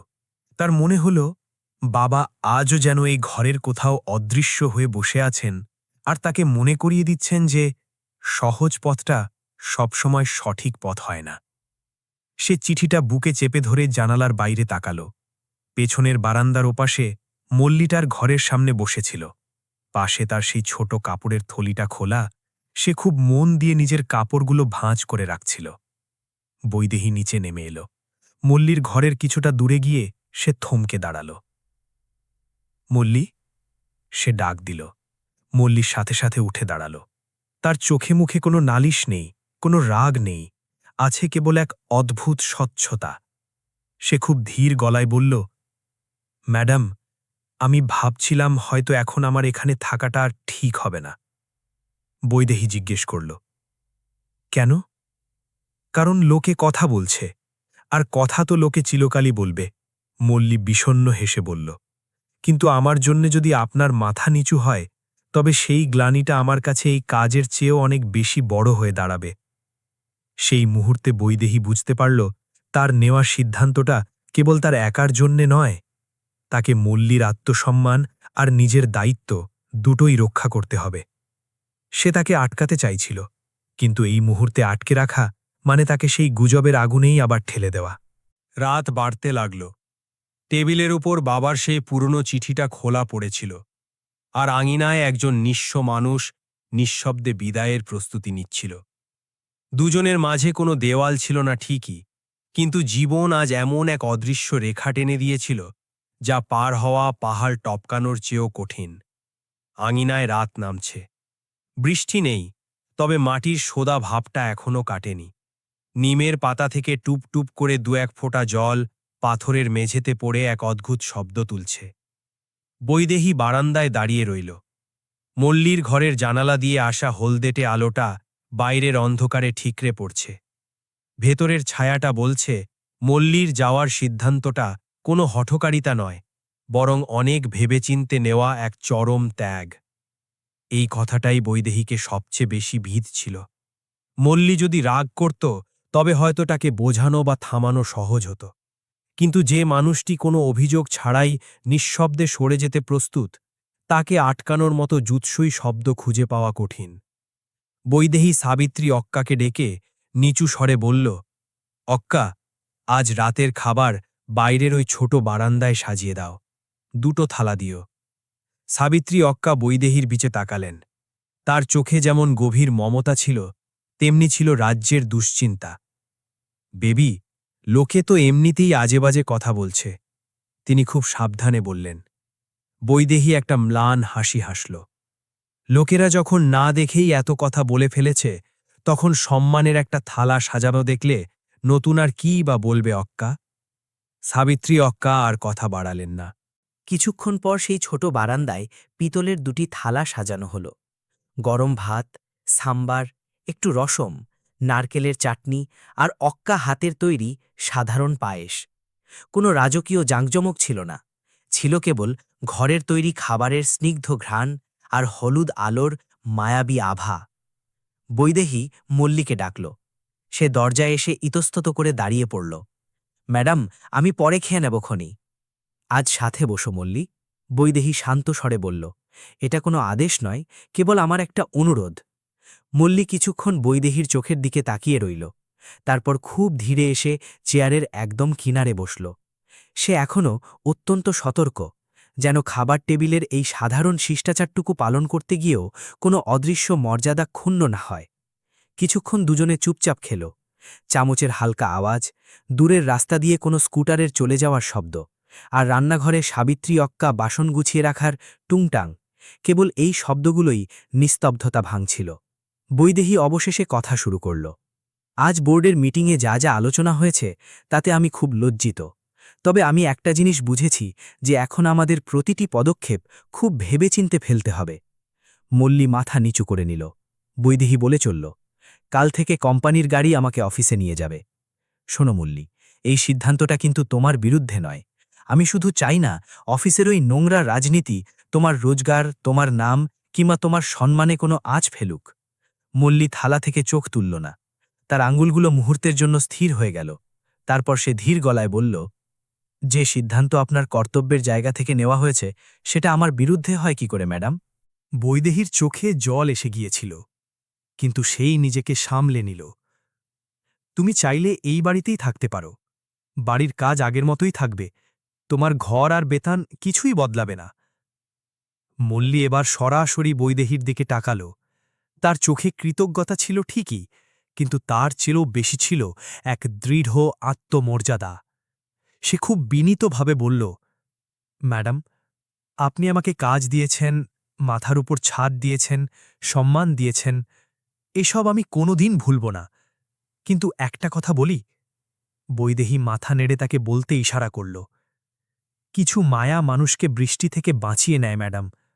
মল্লী শান্তভাবে বলল, কিন্তু সেই আশ্রয়ের কারণে যদি বাড়ির মালকিনকে প্রতিদিন সবার কাছে জবাবদিহি করতে হয়, তবে সেখানে থাকাটা আমার কাছে আর আরামের থাকে না, সেটা বোঝা হয়ে দাঁড়ায়। বৈদেহী আর্তস্বরে বলল, তুমি বোঝা নয় মল্লী। আমি জানি আপনি তা মনে করেন না। মল্লী তৎক্ষণাৎ উত্তর দিল, কিন্তু দুনিয়া তো আপনার ভাবনা দিয়ে চলে না ম্যাডাম। আমি চাই না আমার কারণে আপনাকে রোজ দুনিয়ার সাথে লড়াই করতে হোক। লড়াই তখনই মানায় যখন দিনের শেষে বাড়িতে ফিরে শান্তি পাওয়া যায়। কিন্তু বাড়িটাই যদি লড়াইয়ের ময়দান হয়ে দাঁড়ায়, তবে মানুষকে পিছিয়ে আসাই শিখতে হয়। মল্লীর এই কথায় কোনো হাড়ের গ্লানি ছিল না। সে পালিয়ে যেতে চাইছিল না, বরং পরিস্থিতিকে এক অদ্ভুত সরলতা দিয়ে বিচার করছিল, যে সরলতা বৈদেহী অনেক শিক্ষিত আর নামী মানুষের মধ্যেও খুব একটা দেখেনি। বৈদেহী খুব ধীর স্বরে জিজ্ঞাসা করল, তাহলে তুমি এখন কি করবে মল্লী? দেবরাজা মার্কেটের কাছে একটা ছোট সংস্থা আছে ম্যাডাম, মল্লী শান্তভাবে জানাল। ওরা সন্ধ্যায় বস্তির বাচ্চাদের পড়ায়, খেটে খাওয়া মানুষদের দরকারি কাগজপত্র ঠিকঠাক করে দেয়। আমি মাঝে মধ্যে সেখানে যেতাম, হয়তো ওখানেই কোনো কাজ জুটে যাবে। পয়সা হয়তো এখানে যা পেতাম তার চেয়ে অনেক কম হবে, কিন্তু মনটা অন্তত হালকা থাকবে। বৈদেহীর হঠাৎ চৈত্রার কথা মনে পড়ল, সেই ছোট্ট মেয়েটা যার জন্য মল্লী অতি যত্নে পুরনো বইপত্র কুড়িয়ে রাখত। তার মনে হল মল্লীর গন্তব্য হয়তো এই বাংলোর চেয়েও বড় কোনো জায়গায়, যেখানে তার মতো মানুষের অভাব নেই। সাবিত্রী অক্কা তখন রান্নাঘরের দরজায় চুপচাপ দাঁড়িয়েছিলেন। তিনি আড়ালে আঁচল দিয়ে চোখের কোণটা মুছে নিলেন। তার কাছে মল্লী এখন আর কোনো বাইরের লোক নয়। সেই বাড়ির ভোরবেলা, বাগানের টব, বন্ধ গেট আর ছোট ছোট দায়িত্বের এক অবিচ্ছেদ্য অংশ হয়ে গিয়েছিল। খাবার শেষ হল। মল্লী নিজের থালাটা তুলতে যেতেই বৈদেহী আলতো করে তাকে বাধা দিল। আজ থাক মল্লী। মল্লী এক চিলটে হাসল। কাজ করতে অভ্যস্ত হাতগুলোকে বসিয়ে রাখা বড় কষ্টের ম্যাডাম। বৈদেহী মুহূর্তকাল স্তব্ধ হয়ে রইল। তারপর খুব নিচুস্বরে বলল, ধন্যবাদ মল্লী। শুধু সেই বৃষ্টির বিকেলে হ্রদের ধারে সাহায্য করার জন্য নয়, আমাকে এটা মনে করিয়ে দেওয়ার জন্য যে একজন মানুষের উচ্চতা তার বসার চেয়ার দিয়ে মাপা যায় না। মল্লী লজ্জিত হয়ে চোখ নামিয়ে নিল। আমি আহামরি কিছু করিনি ম্যাডাম, সে সময় যা করা উচিত বলে মনে হয়েছে সেটুকুই করেছি। রাত তখন বেশ গভীর। সে উঠে তার ছোট ঘরটার দিকে হাঁটতে শুরু করল। ঘরের দরজায় পৌঁছে সে একবার ফিরে তাকাল, যেন কিছু একটা বলতে চাইল। তারপর শুধু বলল, কাল সকালে যাওয়ার আগে গাছগুলোতে পানি দিয়ে যাব। বৈদেহী আর কোনো জবাব দিল না। তার ভেতরটা তখন এক হাহাকারে ভরে উঠেছে। আর কোনো শব্দ অবশিষ্ট ছিল না। বারান্দার সেই আবঝা হলুদ আলোয় পাশাপাশি পড়ে থাকা খালি দুটো পিতলের থালা তখনও চকচক করছিল। আর সেই নিঝঝুম রাতে আভিজাত্যে ঘেরা বাড়িটা আজ নতুন করে শিখল, সব বিদায় শোরগোলে বা কান্না কাটিতে হয় না। কিছু বিদায় খুব নীরবে, রাতের খাবার আর এক বুক সম্মানের মাঝখানে ধীরে ধীরে নিজের পূর্ণতা পায়। ভোরের আলো তখনও পুরোপুরি ফোটেনি। মল্লী যখন তার ঘরের বাতিটা নিভিয়ে দিল, বাইরের আঙিনায় কেবল হালকা এক নীলচে আভা ছড়িয়েছিল। গাছের ডাল থেকে পাখিদের প্রথম ডাক শোনা যাচ্ছিল, আর ভন্টিকপ্পলের রাস্তাগুলো তখনও গভীর ঘুমে আচ্ছন্ন। সে নিজের ছোট গাট্রিটা কাঁধে তুলে নিল। যাওয়ার আগে একবার ঘরটার দিকে তাকালো সে। খাটের চাদরটা পরিপাটি করে ভাঁজ করা, টেবিলটা একদম খালি, আর কোনায় রাখা পিতলের গ্লাসটা উপুর করে রাখা। ঘরটা খুব একটা বড় ছিল না, কিন্তু এই কদিনেই তার জীবনের দীর্ঘ ক্লান্তি সেখানে একটুখানি স্বস্তি খুঁজে পেয়েছিল। রাতে যেমনটা বলেছিল, ঠিক সেভাবেই বের হবার আগে সে বাগানে গেল। প্রতিটি গাছে পানি দিল সে। তুলসীতলায় গিয়ে কিছুক্ষণ স্থির হয়ে দাঁড়িয়ে রইল, তারপর নিমলাছের গোড়ার মাটিটুকু পা দিয়ে আলতো করে সমান করে দিল। এসব সে কোনো দায়বদ্ধতা থেকে করছিল না, এটা ছিল কোনো এক আশ্রয়কে শেষ প্রণাম জানানো। সাবিত্রী অক্কা রান্নাঘরের দরজায় দাঁড়িয়েছিলেন, তার চোখ দুটো ফোলা। দেখলেই বোঝা যায় সারা রাত ঠিকমতো ঘুমাননি। তিনি কিছু একটা বলতে গিয়েও ঠোঁট বন্ধ করে নিলেন, তারপর ভেতরে চলে গেলেন। ফিরে আসার সময় তার হাতে ছিল একটা ছোট টিফিন ক্যারিয়ার। ইডলি আছে, তিনি ধরা গলায় বললেন। রাস্তায় খেয়ে নিও, খালি পেটে বের হতে নেই। মল্লী 2 হাতে বাটিটা নিল। অক্কা, আপনি আমাকে অনেক আপন করে নিয়েছিলেন। সাবিত্রী অক্কা তৎক্ষণাৎ মুখ ফিরিয়ে নিলেন। বেশি কথা বলো না তো, শুধু ঠিকমতো খেয়ে নিও, আর ওই মেয়েটার পড়াশোনা যেন বন্ধ না হয়। এই শুনে মল্লীর ঠোঁটের কোণে হালকা হাসি ফুটে উঠল। চৈত্রা পড়বে অক্কা, ও এখন পড়াশোনার ব্যাপারে আমার চেয়েও বেশি জেদি হয়ে গেছে। ঠিক সেই সময় গেটের বাইরে থেকে একটা খুব পরিচিত ডাক এলো। মল্লী অন্না! মল্লী চমিকে পেছনে ফিরল, দেখল চৈত্রা দাঁড়িয়ে আছে। চুলে মোগরা ফুলের ছোট একটা বেনি গাথা, হাতে ফুলের অর্ধেক খালি ঝুড়ি, আর বুকের সাথে জাপটে ধরা সেই বইগুলো যেগুলোতে মল্লী খবরের কাগজের মলাট লাগিয়ে দিয়েছিল। হয়তো কেউ তাকে খবর দিয়ে দিয়েছিল যে মল্লী আজ চলে যাচ্ছে। সে ভেতরে এসে কিছুটা দূরে থমকে দাঁড়াল। মল্লী অন্না, আপনি কি সত্যিই চলে যাচ্ছেন? মল্লী তার কাছে গেল। হাঁটু গেড়ে বসে চৈত্রার চোখের সমান হয়ে বসল সে। যাওয়াটাও মাঝে মধ্যে খুব জরুরি হয় রে, যেমন স্কুলে এক ক্লাস থেকে অন্য ক্লাসে উঠতে হয় তেমন। চৈত্রার মুখটা মলিন হয়ে গেল। তাহলে আমার জন্য বইকে খুঁজে আনবে? মল্লী তার মাথায় হাত রেখে পরম মমতায় বলল, এখন থেকে তুমি নিজেই নিজের বই খুঁজতে শিখবে। শুধু বই নয়, নিজের পথটাও নিজেই চিনে নেবে। আমি তো কাছেই থাকব। সন্ধ্যার ক্লাসে এসো, ওখানেই দেখা হবে। চৈত্রা তার ছোট মুঠিটা খুলল, তাতে কয়েকটা চামেলি ফুল ছিল। এটা আপনার জন্য, সে বলল। আম্মা বলেছে ভালো মানুষকে কখনো খালি হাতে বিদায় দিতে নেই। মল্লী ফুলগুলো হাতে নিল। কিছুক্ষণ তার মুখে কোনো কথা সরল না। গরিব মানুষের দেওয়ার মতো সম্বল খুব কম থাকে ঠিকই, কিন্তু যখন তারা কিছু দেয় তাতে তাদের পুরো প্রাণটা মিশিয়ে দেয়। বারান্দায় দাঁড়িয়ে বৈদেহী এই পুরো দৃশ্যটা দেখছিল। একজন নিঃস্ব মানুষ, এক ফুল বিক্রেতা ছোট্ট মেয়ে, সাবিত্রী অক্কার ভেজা চোখ, আর ভোরের এই শান্ত হাওয়া। তার মনে হল মল্লী হয়তো আজ এই বাড়ি থেকে বিদায় নিচ্ছে, কিন্তু পেছনে এমন কিছু মায়া রেখে যাচ্ছে যা কোনো তালা দিয়ে আটকে রাখা সম্ভব নয়। মল্লী গেটের দিকে এগোতে শুরু করল।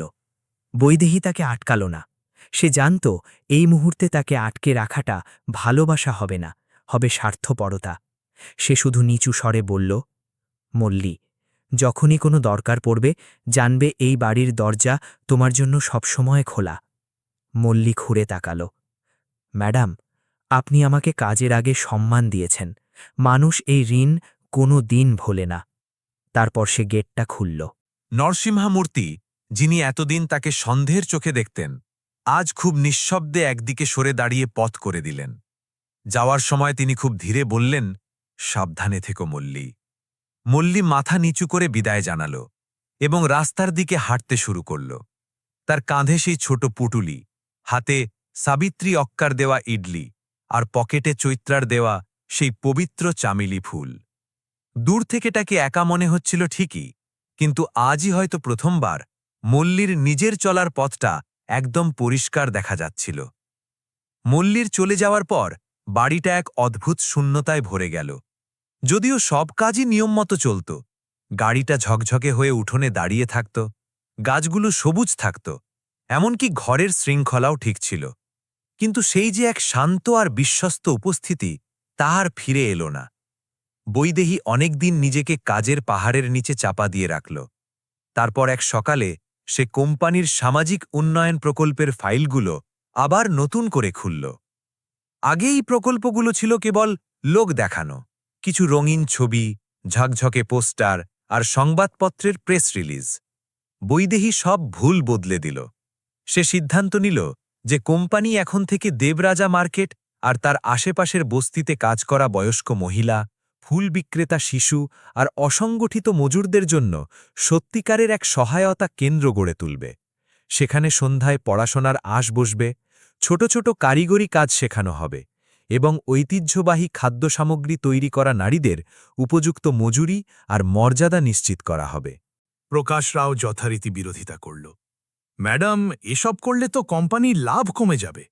বৈদেহী এবার আর হাসল না, খুব দৃঢ় গলায় বলল, লাভ সবসময় টাকায় মাপা যায় না প্রকাশ। আমরা ঐতিহ্য বিক্রি করি। যদি সেই হাতগুলোর সম্মান আমরা না করি যারা এই ঐতিহ্যকে আজও বাঁচিয়ে রেখেছে, তবে আমাদের এই ব্যবসা কেবল একটা চকচকে মিথ্যে হয়েই থাকবে। পুরো কনফারেন্স রুম নিস্তব্ধ হয়ে গেল। সেদিন সে মনে মনে অনুভব করল যে কারো চলে যাওয়াই সবকিছুর শেষ নয়। কখনো কখনো কারো বিদায় আমাদের ভেতরে এক নতুন চেতনার দুয়ার খুলে দিয়ে যায়। এক কুয়াশাচ্ছন্ন সকালে বৈদেহী দেবরাজা মার্কেটের পাশে তৈরি হওয়া সেই নতুন সহায়তা কেন্দ্রের উদ্বোধনে পৌঁছাল। ভেতরে বাচ্চাদের কলকাকলি আর এক কোণে কয়েকজন বৃদ্ধা মশলা পিষতে পিষতে নিজেদের মধ্যে গল্প করছেন। বৈদেহী যখন কেন্দ্রের ভেতরে পা রাখল, এক মুহূর্তের জন্য তার চোখ স্থির হয়ে গেল। সামনে মল্লি দাঁড়িয়ে, সে পরম মমতায় বাচ্চাদের হাতে নতুন বই তুলে দিচ্ছে, কারো ভাঙা টেবিলেটা ঠিক করে দিচ্ছে। মল্লির চোখে মুখে আজ এক স্বর্গীয় শান্তি। প্রথম সারিতে বসে চৈত্রা মন দিয়ে ইংরেজি বই পড়ছে। মল্লি আর বৈদেহীর চোখাচোখি হল। কোনো দীর্ঘ সংলাপের প্রয়োজন পড়ল না, শুধু এক চিলতে হাসি আর সামান্য মাথা নুইয়ে অভিবাদন। বৈদেহী সেদিন উপলব্ধি করল, কিছু মানুষ আমাদের জীবনে সারা জীবন থেকে যাওয়ার জন্য আসে না, তারা আসে আমাদের মোর্চে ধরা মানবিকতাকে নতুন করে ঝালিয়ে দিতে। জীবনের আসল সার্থকতা পদমর্যাদা বা বিশাল অট্টালিকায় নেই, বরং এর সার্থকতা লুকিয়ে আছে সেই মুহূর্তে যখন আমরা কোনো দুর্বল মানুষকে তুচ্ছ মনে করি না। মাঝে মাঝে তথাকথিত গরিব মানুষগুলো মনের দিক থেকে এত বেশি ধনী হয় যে তারা সমাজের বিত্তবানদেরও প্রকৃত জীবনবোধ শিখিয়ে দিয়ে যায়।